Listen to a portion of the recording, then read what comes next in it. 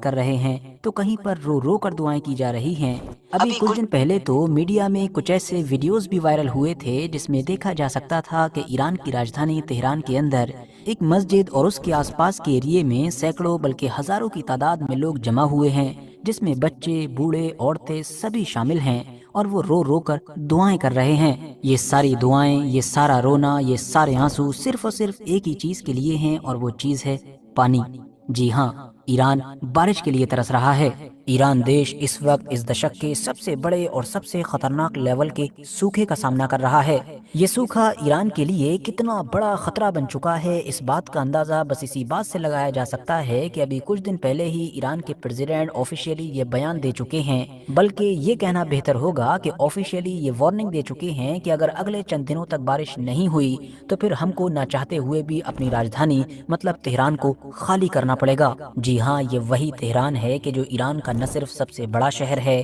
اس کی راجدھانی ہے، بلکہ پورے ایران کی 20% سے زیادہ آبادی یہیں پر بستی ہے۔ ایران کی جو ٹوٹل جی ڈی پی ہے اس کا بھی 30% یہیں پر ہے۔ تو یہ کوئی معمولی بات نہیں ہے، بلکہ اگر ہم لوگ سمجھنے کے لیے اپنے کانٹیکس میں دیکھیں تو یہ سمجھیں کہ جیسے بھارت کے لیے دلی ہے ویسے ہی ایران کے لیے تہران ہے۔ تہران کے جو ایران کی ایک اوور پاپولیٹڈ سٹی ہے، وہاں پر پانی کی اب اتنی زیادہ کمی ہو چکی ہے کہ سوکھا پڑنے کی وجہ سے وہاں کے ڈیم لگ بھگ سارے سوکھ چکے ہیں یا سوکھنے والے ہیں، اور گراؤنڈ واٹر بھی اتنا زیادہ آلریڈی استعمال کیا جا چکا ہے کہ ہر گزرتے وقت کے ساتھ اب وہاں سے پانی ملنا مشکل سے مشکل ہوتا جا رہا ہے۔ اب ظاہر سی بات ہے، پانی کے بغیر انسان کی زندگی تو ناممکن ہے ہی، مگر اگر انسان کے علاوہ شہر کے باقی سسٹم کو بھی دیکھا جائے تو وہ بھی پانی کے بغیر جام ہی ہو جائے گا۔ اور ویسے بھی تہران کے لیے سوکھا پڑنا سب سے بڑی مصیبت تو ہو سکتی ہے، لیکن اکلوتی مصیبت نہیں ہے۔ اس کے علاوہ بھی کئی اور چیلنجز ہیں کہ جن کا آج کل تہران سامنا کر رہا ہے۔